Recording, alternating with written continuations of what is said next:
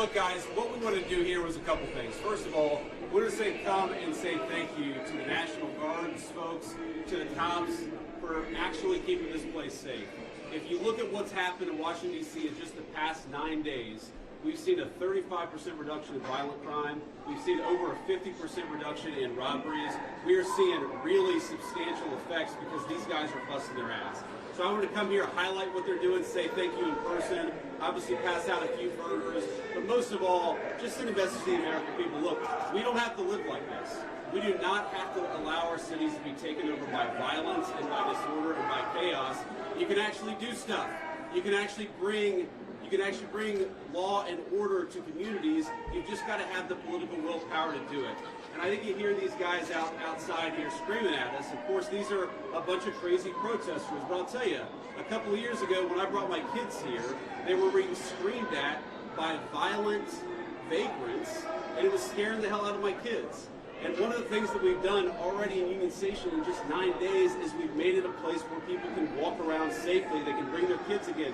They can see this beautiful monument, the architecture. They can have a meal with their friends and their loved ones because, again, we brought some law and order back to Washington, D.C. So I want to thank Pete Hegseth and Stephen Miller. I want to thank all the people, the guardsmen here and the police officers who have worked very hard. And I know that we've traded now some violent, crazy people who are screaming at kids with a few crazy liberals who are screaming at the vice president, but I think that's a very worthwhile trade to make because we want our people to be able to enjoy our beautiful cities.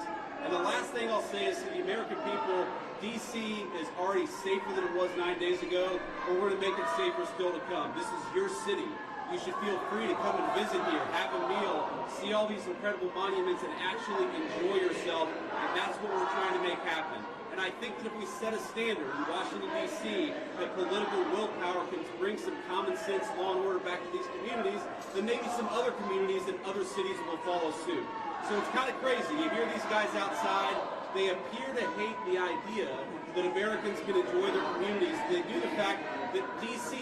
a week ago had a higher murder rate than Trinidad and Tobago, which the United States State Department has said you shouldn't visit because it's unsafe. We ought to be able to enjoy great American cities. That's what we're trying to do with the Trump administration. And we want to thank all of our law enforcement and National Guardsmen for making it possible. We made a lot of progress in 9 days. We're going to make a whole lot more. I'll let